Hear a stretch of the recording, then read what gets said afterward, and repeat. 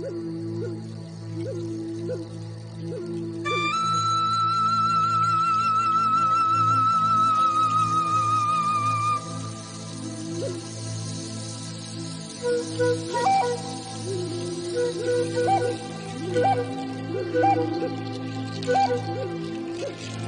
Barrientos. Buenas noches, ¿Qué Violeta, un tal, gusto David? tenerte acá.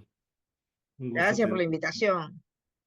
Sí, ¿cuál es, preguntaría en primer lugar, cuál es la situación en este momento del movimiento que se denomina LGTB y esto, en el mundo y en el Perú en particular? Bueno, aunque no he hecho un estudio pormenorizado de lo que sucede, por ejemplo, en Perú, te quería aclarar algo antes, ¿no? Cuando decimos movimiento LGTB, estamos haciendo referencia y sumándole, ¿no? Cuestiones, letras, le estamos sumando identidades, ¿no? O sea, ese tipo de nombre está situado más en una política de identidades, en que uno se identifica, soy lesbiana, soy queer, aunque sea políticamente, ¿no? Uno lo Ujú, hace, une.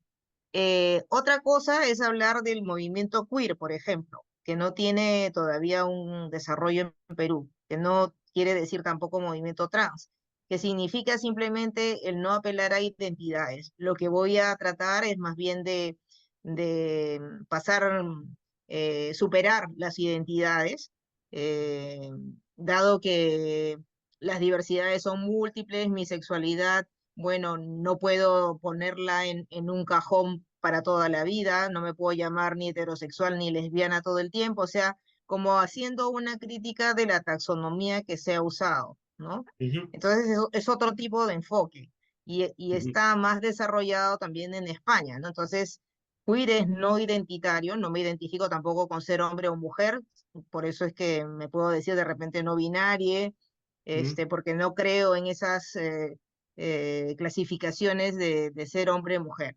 Ahora, a veces se cuestiona lo queer diciendo, bueno, pero esto no permite entonces reparaciones a quienes son mujeres, por ejemplo, ¿no? O a quienes son homosexuales, pero eso ya es otro asunto a explorar y ver de qué manera, bajo no se usa, digamos, esa bandera queer para sacarle la vuelta a la ley o a la política pública de reparaciones, ¿ya? Entonces quería hacer esos distingos. Y luego también quería hablar sobre determinadas metas que cada movimiento persigue, ¿no? Por ejemplo, lo queer es un poco como el feminismo de la diferencia, que lo que buscaba era más bien no igualarse dentro de la matriz de poder existente, ¿no? No buscaba que mujeres se igualen a los hombres, sino más bien de reinventar todo, ¿no?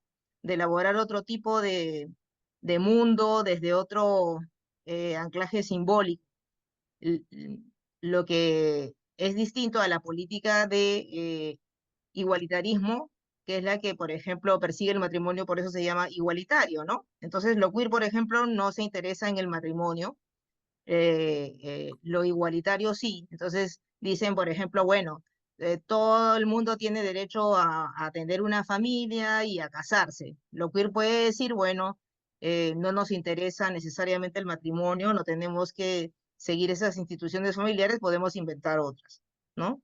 Entonces, hay diferencias, pero yo no sé qué tan claro está en la cabeza del movimiento actual de quienes son activistas ese tipo de diferencias, ¿no? Donde yo dejé un momento el movimiento porque estuve más presente ahora, por ejemplo, en el movimiento feminista, era pues en la cuestión de la igualdad, ¿no?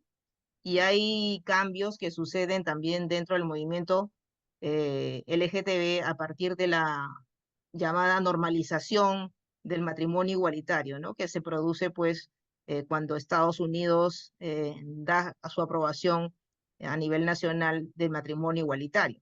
Pero bueno, esta es otra parte de la cuestión que también habría que periodizar lo que ha sido el movimiento, pues ha tenido diferentes momentos, ¿no? Podríamos hablar de eso, por ejemplo, respecto a Perú. Pero bueno, no quiero acaparar la palabra aquí. De repente tienes alguna pregunta adicional.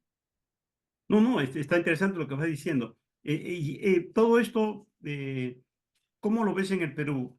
Además, separando Lima de las regiones, porque creo que hay que hacer una distinción. Bueno, lo positivo es que aún sin mucha claridad ideológica o claridad, si quieres, de si vamos hacia lo igualitario o optamos por otras metas, etcétera, es que en todas partes hay mayor visibilidad. Eso es innegable, ¿no? Ujú, Hay también grupos que activan en regiones que no son solamente de Lima, porque antes se tenía la creencia errónea que Lima, por ser una capital más bien pro-occidental que mira hacia Occidente, estaba como asimilando todos los derechos y libertades que puede dar la modernidad occidental, ¿no? Mientras que regiones yacía ahí en su nicho, sin hacer progresos en cuanto a derechos y libertades, justamente como una suerte de postración, que podría ser como el reflejo también de una postración económica, un menor desarrollo económico, por lo tanto traía un menor desarrollo político y cultural, y eso se veía reflejado en los derechos y libertades. Pero esto ha ido cambiando a través del tiempo, porque primero, en todas partes del mundo, desde África hasta Europa, la sexualidad se ha hecho mucho más visible, ¿no? Esto debido al momento de pandemia que hubo desde los fines de los años 70 en todo el mundo. Entonces, luego del SIDA, la pandemia del SIDA, ya era innegable, ¿no? Ya no se podía ocultar más la diversidad sexual en el mundo. Eh, Esa es una primera etapa. Eso llegó también a Perú, incluso desde Naciones Unidas empezaron a trabajar, por ejemplo, normas técnicas sobre educación sexual integral para prevenir el SIDA y otras enfermedades de contagio sexual. Entonces, ahí ya hubo todo un cambio y esto también significó, por ejemplo, el que sectores conservadores, fundamentalmente eclesiásticos, hicieran todo un ataque hacia lo que eran las sexualidades o las teorías de género, justamente para evitar este avance, ¿no? A nivel de UNESCO, de Naciones Unidas. Esto te estoy hablando que ha sucedido más o menos en los 10 primeros años de este siglo, ¿no? Y hubo un crecimiento fuerte del lado conservador que ha ido creciendo más, pero lo que actualmente sucede a nivel conservador no solamente se debe a que hayamos sacado la cabeza en cuanto al tema de sexualidad y esto, sino también se debe a las propias falencias de la democracia, ¿no? O sea, en otras palabras, los derechos LGTB o de la diversidad sexual o derechos sexuales y también derechos reproductivos no van a avanzar por sí solos en un terreno donde no haya democracia. O sea, la democracia es el presupuesto y por eso es que tampoco es saludable a la hora que hacemos agendas políticas olvidarse del resto de cosas. O sea, yo no puedo decir, por ejemplo, bueno, yo no quiero homofobia, pero no me interesa si hay racismo, ¿no? O sea, no podemos hacer ese tipo de divisiones porque al final nos estamos disparando a los pies, ¿no? Tenemos que estar con un buen análisis político para ir en conjunto, eliminar todo aquel peligro antidemocrático, que lamentablemente ahora estamos viendo que están volviendo las cosas como muy atrás, ¿no? Es un momento muy tenso de extremas derechas que siempre han sido opuestas a las cuestiones de la sexualidad, al menos la sexualidad sobre todo de las mujeres, porque yo creo que también las extremas derechas, los fascismos, son una forma de expresar placer, pero un placer bastante perverso muchas veces, ¿no? Un placer limitado a veces al sufrimiento del otro o a complacerse entre poderosos, ¿no? Como lo vemos ahora, por ejemplo, cuando Elon Musk le dice a todo el mundo que ver a Milei le excita sexualmente, ¿no? Entonces, hay una suerte así de supremacismo masculino, una cuestión medio homoerótica, pero que no va en el mismo sentido de la igualdad sexual que se quiere lograr o de la liberación sexual que se quiere lograr, etcétera, ¿no? Es otro momento. me ha hecho acordar en mis tiempos en que leía teología, este, tuve ese momento, en un momento, y lo hacía con mucho interés, porque y hay argumentos, a veces la lógica que usan, que usan los teólogos es inteligente y ayuda luego a razonar. Pero me acuerdo un argumento, en un texto sobre sexualidad, un cura decía que muy progre, Mm. decía que la fobia hacia la homosexualidad era ante el horror de ver a otro hombre eh, hacer el rol de mujer y Ah, ser penetrado, ¿no? Entonces, ya. y que eso es parte, digamos, de la homofobia, ¿no? A mí me parecía sugestivo eso, porque quizás en el subconsciente hay algo de esto, ¿verdad? O sea, finalmente es este desprecio por la mujer que finalmente lleva finalmente a todo ese tipo de extensiones, ¿verdad? Bueno, lo que pasa es que se manejan muchas fantasías, un imaginario bien estereotipado, ¿no? De decir, ay, las mujeres no tienen pues sexualidad, no tienen deseo, entonces solamente son reproductoras, ¿no?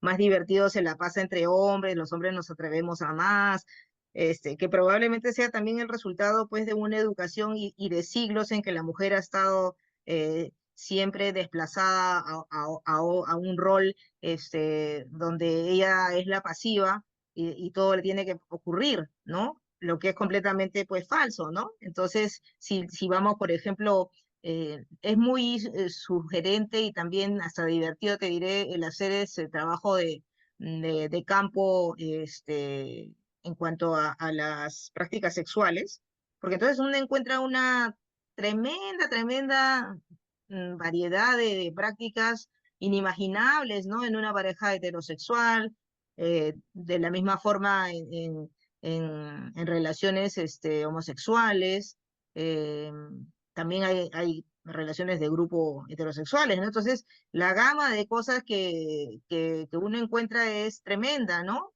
Pero lo que sale a luz son prácticamente los estereotipos. Entonces sería magnífico poder contar así con algo así como cuál es la sexualidad del peruano calato, ¿no? Entonces, eh, eh, poder realmente sincerar y decir, esto es lo que hacen los peruanos, ¿no? De la misma manera que se sabe, obviamente, por los hijos que van dejando ahí los hombres heterosexuales, ¿no? Los que han tenido prole, y cuando se mueren, bueno, van emergiendo los hijos ilegítimos, ¿no? Entonces, la reproducción se sabe, ¿no? Que hay un doble rasero, ¿no? Tus hijos dentro del matrimonio y todos los hijos que te diste cuenta o no, que dejaste en el mundo por todas partes, ¿no? Entonces, en cuanto a la reproducción, sí hay, ¿no? Un conocimiento más o menos popular, siempre velado, de lo que es esta doble moral, ¿no? Y en cuanto a la sexualidad también la hay, pues, ¿no? Hay algunas novelas, algunos relatos recientes, así, me estoy acordando ahorita, por ejemplo, de una novela de Juan Carlos Cortázar, que es cuando los hijos duermen, ¿no? Mientras los hijos duermen, esta doble vida, ¿no? De los hombres, que se suponían heterosexuales, ¿no? Entonces, todo esto está producido también por un régimen de, de represión que produce una falsedad a partir de personas que se van a sentir bajo la opresión de todo un sistema, que saben que van a perder pues la identidad, si salen a luz, que van a alejarse de las familias y confiesan que son homosexuales, etcétera, lo que ha cambiado, ¿no? Volviendo al tema del movimiento, por ejemplo, Ujú. las cosas antes eran distintas, o sea, quien era parte del movimiento homosexual, que así se llamaba solamente, ¿no? No se llamaba ni siquiera LGTB en los años 80, sino homosexual, tenía que ser medio loco, pues, ¿no?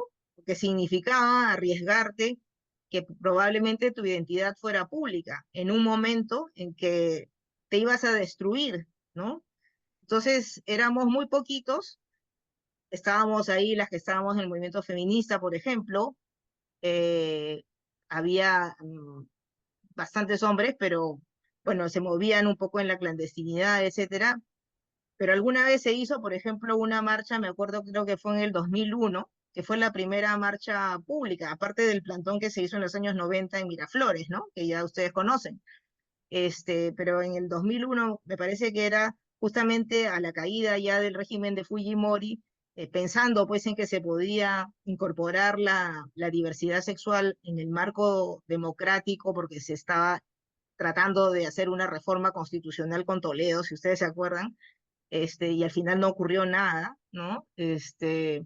Ahí impulsamos desde el movimiento, pues, eh, eh, una reforma, me acuerdo, al artículo 2 que era sobre la no discriminación, ¿no? Y entonces se hicieron manifestaciones públicas, obviamente, para que no te discriminaran por orientación sexual, que se quería que se pusiera de forma expresa en ese artículo y al final no resultó, ¿no? No fue aceptada la cosa.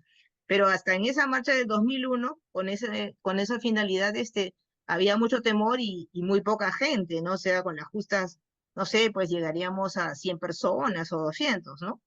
Pero era una marcha reivindicativa en pleno todavía momento de clandestinidad, ¿no? De estigma. Después de esto, llegamos al 2013, como te contaba, porque antes fue el 2005 el matrimonio en España, luego vino el matrimonio en Argentina y finalmente el de Estados Unidos, que era algo así como que, bueno, ya, Estados Unidos baja el dedo y entonces esto debe ser permitido, etcétera. Hay una gran influencia ahí para que de una vez se regularice todo. Y ahí fue, digamos, una marcha masiva, porque ya la gente se atrevió a salir de los closets, ¿no? Sobre todo gente de clases altas, porque antes el movimiento era más bien un movimiento cholo, ¿no?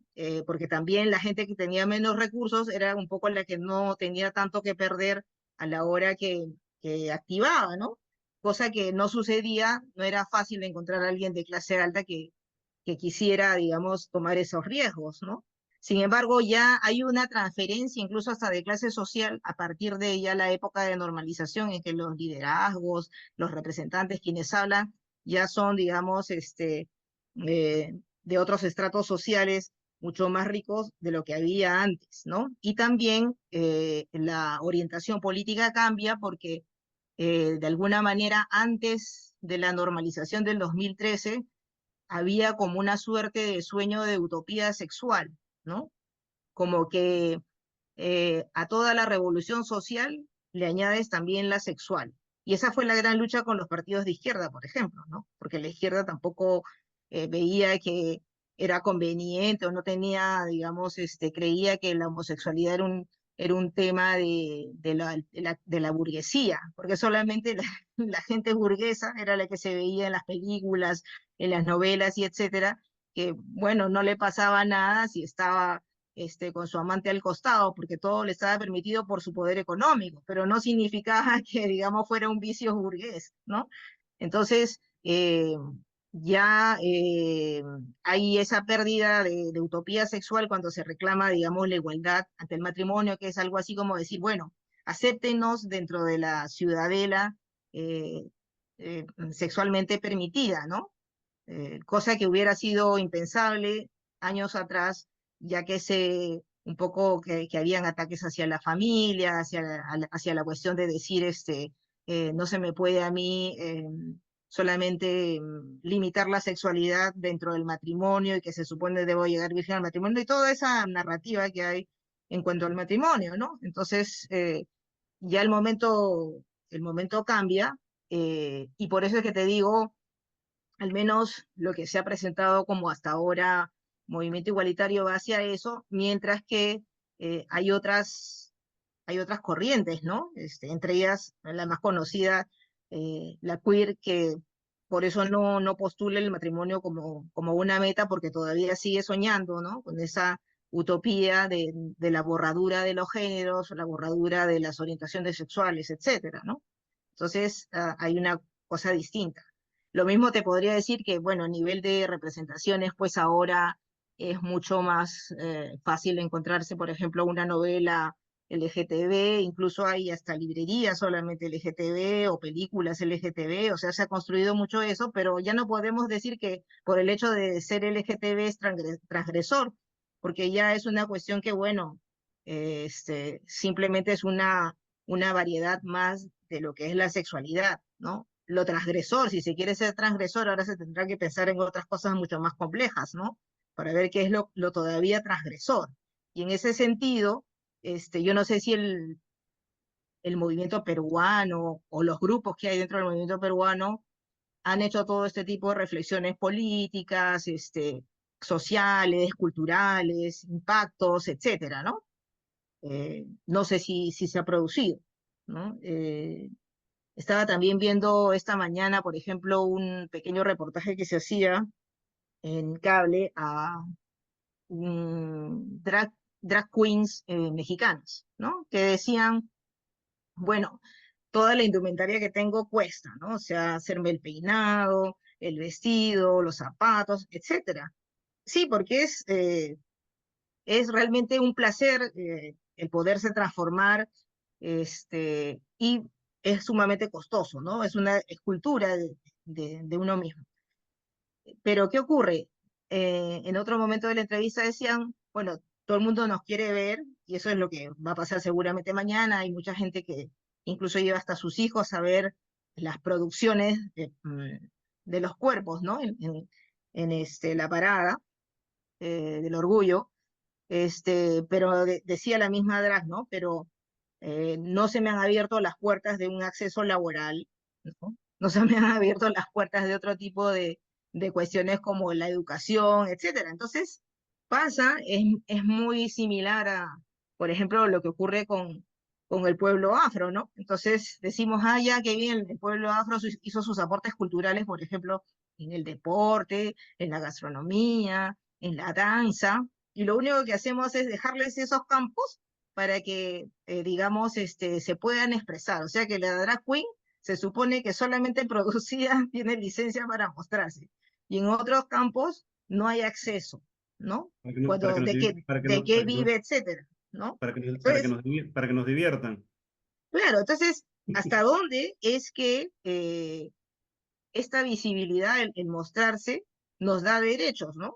Inclusive yo me decía atónita de cómo era posible que la marcha hubiera sido tan fuerte, por ejemplo, el año pasado, y que hubiera habido como la osadía de decir, bueno, ustedes son unos enfermos, ¿no? Mediante un decreto supremo que ya se ha dado marcha atrás, o que se siga la arremetida de decir cualquier pachotada así contra la diversidad sexual en una muestra así, digamos, de agresividad y esto, cuando salió tanta gente a la calle. Entonces, del lado de la democracia estamos pidiendo, rogando a la gente, manifiéstense, ¿no? Salgan a la calle, protesten contra el gobierno, etcétera, y nadie sale, ¿ya? Y cuando sale una multitud enorme creo que eh, más de 100.000 personas, igual se siguen, digamos, violentando a esos que van a marchar a la calle. Entonces, ¿dónde estamos? ¿Qué cosa es? ¿Es un desfile? ¿Cuál es la naturaleza, digamos, de la marcha, ¿no? Supongo que será pues una cuestión más bien de consenso, así como ocurrió con la marcha contra la mujer, que todo el mundo puede estar de acuerdo, puede salir en un acto celebratorio, pero después es muy difícil dar derechos, ¿no? Se supone que debería haber una correspondencia entre la presión de la gente y la respuesta que da un gobierno a nivel de políticas públicas y de cuestiones así. Y es como al revés, se va, digamos, a la inversa. Yo me Recuerdo acuerdo, sí. recuerdo la película Retablo, ¿no? Que seguramente has visto, ¿no? Este es un artista muy querido por su hijo y tal, en una ciudad, en una comunidad andina muy alejada, y de Ujú. pronto descubren que el padre tiene una doble vida, ¿no? Lo cual genera una situación muy, muy grave, muy crítica, el desprecio del hombre, de la mujer. Hay un conflicto en el hijo, además, que quiere a su padre, al mismo tiempo siente también, o sea, participa un poco de lo que le han enseñado, ¿no? y se genera una situación muy complicada. No vamos a hacer spoilers porque la película vale la pena ser vista, pero digamos, esa situación me parece a mí, mayoritaria en un sector importante de la población. Hace poco, no hace poco, no, está en las elecciones pasadas, en una entrevista que la hicieron a Cinesio López en Hildebrand, que la guardé el pedazo ahí, lo tengo, le pregunta, entre las tantas preguntas que le hacen, ¿no? Le preguntan, no recuerdo la pregunta, pero él responde que había estado en una comunidad campesina y que le habían preguntado que por quién iba a votar. Y él había dicho que iba a votar eh, iba a votar por Verónica Mendoza. Y este dirigente campesino le dijo, mira, mire doctor, le dijo, yo también pensaba votar con él por Verónica Mendoza, pero ahora me enteré que dice que que quiere que se casen los maricones, ¿no? Entonces ya no.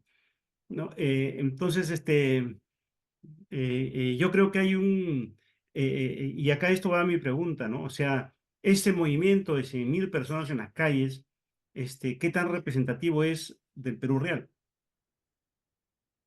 Bueno, lo que pasa es que esas 100.000 personas están saliendo en lo que es la capital del Perú, ¿no? Ah, Como dije hace un momento, es un lugar, digamos, de más contacto internacional, de más influencia extranjera, de más apertura al mundo, lo cual no quiere decir que el resto del país sea de igual forma, ¿no? Lamentablemente no es así porque vivimos pues un centralismo fuerte, ¿no?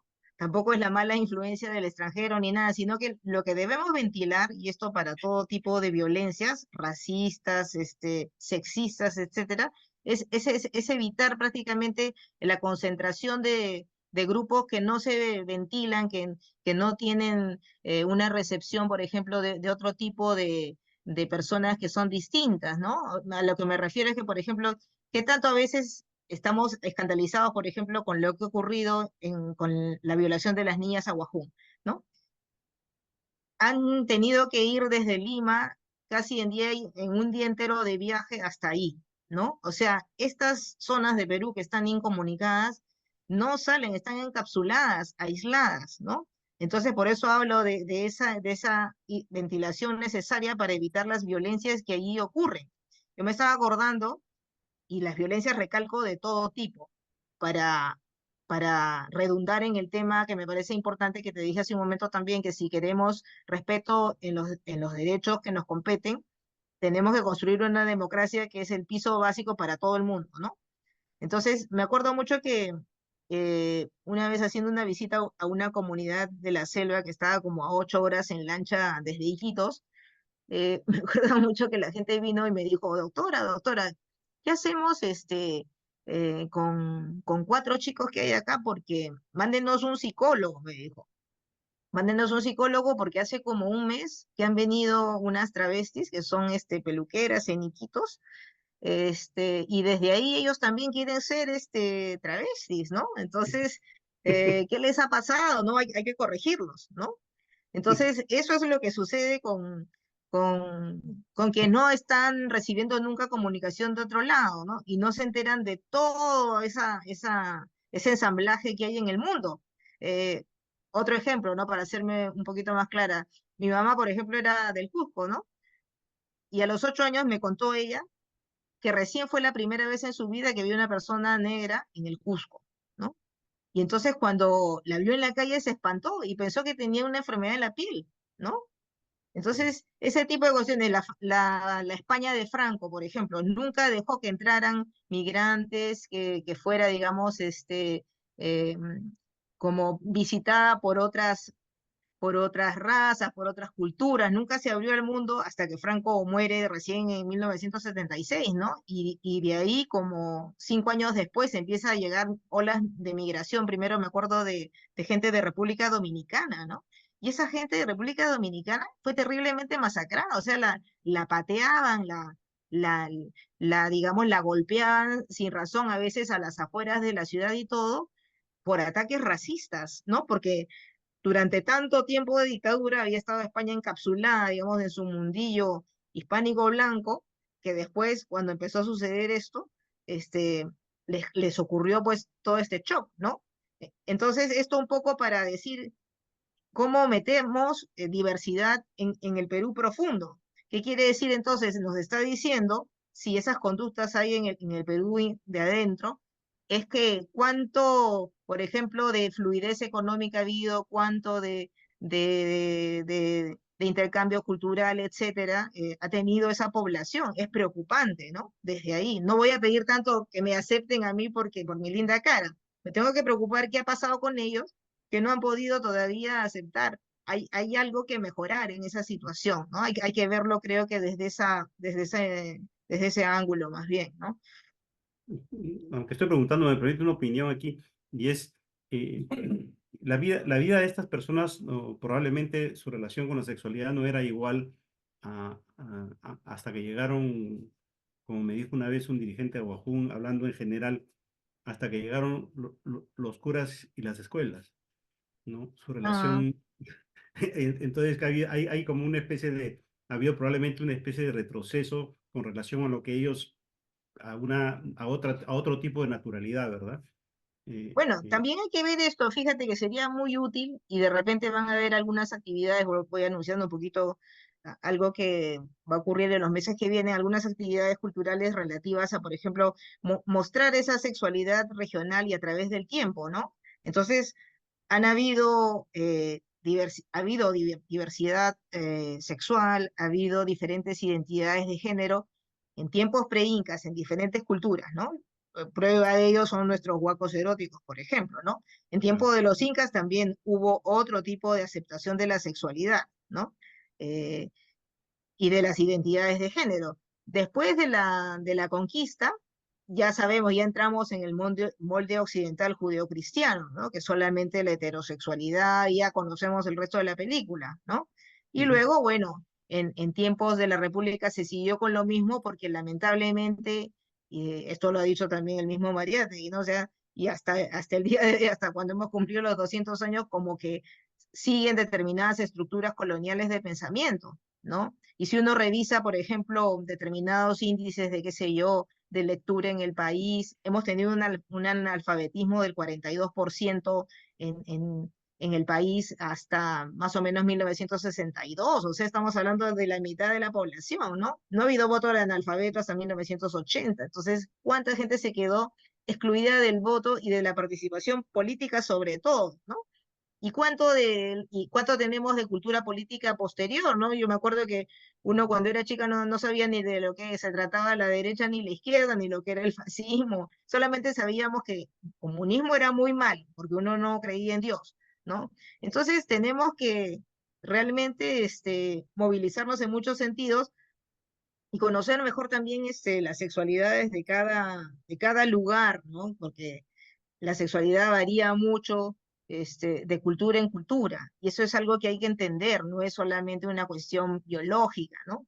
Leía el otro día de que en Estados Unidos los, los homosexuales indígenas han pedido agregar a la larga lista de letras dos S, por los dos espíritus, ¿no? Ujú, Esta claro. cuestión que es en realidad, digamos, si vamos a pensar en identificar tanto, en realidad legítimo, porque ellos mucho antes de la colonización tenían esta mirada de las cosas, ¿no? O sea, Ujú, los dos claro. espíritus, eso es anterior a la cristalización, a la evangelización, entonces es recuperar más bien su tradición pre-europea, ¿no? Y pues, y esto no debería ser usado para provocar pánicos morales, ¿no? O sea, el pánico moral así de que, uy, ahora entonces si los niños saben algo más que no sea tal o cual cosa, entonces se van a desviar, etcétera. Lo que la gente tiene que hacer es educada de otra manera. Y también no estamos hablando aquí de cometer violaciones a los derechos de la gente, ¿no? O sea, eh, Además, como el escándalo reciente del ministro de Educación, ¿no? Confundiendo lo que es una práctica cultural, qué sé yo, llamándole práctica cultural a una violación sexual, ¿no? Entonces, hay determinados límites que fijan, digamos, violencia sobre el cuerpo de las personas, ¿no? Hasta dónde, digamos, se puede permitir determinada práctica o no, y eso sería analizar también en cada caso, ¿no? Entonces, violencia también se ejerce cuando se trata de meter a todos en un mismo saco, a seguir un solo molde y a oprimir derechos y libertades. Hablando de esto, yo también pensando en lo que te decía al comienzo del auge un poco del autoritarismo actual, ¿no? Esta, este surgimiento de los mensajes de odio, que parece que saliera, pues, no sé de qué desagüe, que ha estado contenido al parecer mucho tiempo, que sale con una fuerza inédita. No sé, me da que pensar así con mucha preocupación, ¿no? El, el tiempo, por ejemplo, de hace 100 años, cuando surge el nazismo en Alemania, en los años 30, y, bueno, en realidad el partido nazi se lanza en 1920, ¿no? Pero es después de un periodo de mucha inestabilidad política también, que es la República de Weimar en Alemania, y es un periodo, la República, después de la Primera Guerra Mundial existieron estos 14 años de República, eh, que fíjense, en 14 años tuvieron 20 presidentes, ¿no? Un periodo de inestabilidad política, y sin embargo fue un periodo en que de alguna manera se gozaba, ¿no? De una sexualidad, había ciertas libertades. Si vieron la miniserie El Dorado, por ejemplo, en Netflix, ¿no? En Berlín era una ciudad llena de cabarets de toda la haya, ¿no? O sea, la libertad de la expresión sexual, etcétera. Entonces, uno se dice, pucha, había todo esto y cómo así se pudo dar un retroceso, ¿no? Pero lo que pasa es que cuando la democracia enferma, no necesariamente, a veces uno puede enfermarse con síntomas muy bellos, ¿no? Entonces, pero que son como, qué lindo está el mundo, uf, justo antes de que aparezca la tormenta, ¿no? Y nadie se podía imaginar bueno, después venía Hitler y todo esto iba a ser demolido de un solo golpe, ¿no? Porque era como, a ver, recuperémonos de la inestabilidad y el orden. Necesitamos un hombre que ponga orden. Primero tiene que ser hombre, ¿no? Y luego poner orden, ¿no? Y entonces el orden significa restringir una serie de derechos y libertades y restringirlos también con mucha violencia. Entonces yo me preguntaba hasta dónde, digamos, esta crisis ya de, de estos 20 años de progresismo, en que mal que bien hemos tenido derechos y libertades, ¿no? Pero al mismo tiempo no hemos progresado al parecer mucho económicamente, o sea, hay todavía una cuestión fuerte ahí, este, y que hemos terminado viviendo también en un momento de mucha inestabilidad política actual.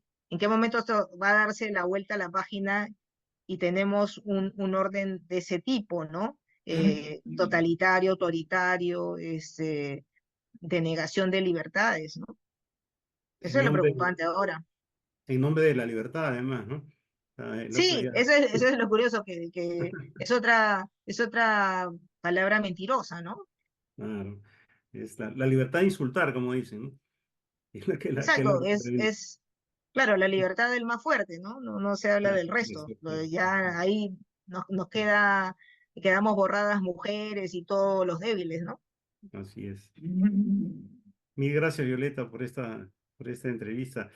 No sé, ¿te gustaría agregar algo más? Me parece que podrías quizás redondear lo que es tu reflexión, que me parece Bueno, voy importante. a ir a la marcha mañana, así es que a ir a la marcha mañana y estaré en más bien un talante observador, ¿no? Me gustaría llevar a cabo una mayor observación porque también de la misma manera analicé hace un tiempo el movimiento feminista. Entonces, me gustaría ahondar un poco más en qué está pasando con el movimiento y bueno, voy a la marcha también porque es una marcha grande. Ahora espero que así como es de las más numerosas que se realizan en la actualidad, que es una época de sequía de marchas, justamente por eso me interesa indagar en su naturaleza, ¿no? Bueno, ha sido, Listo. vale, ha sido muy ilustrativo todo lo que has dicho, ha sido muy importante. Mil gracias por habernos acompañado en esta. Bueno, a ustedes por la invitación.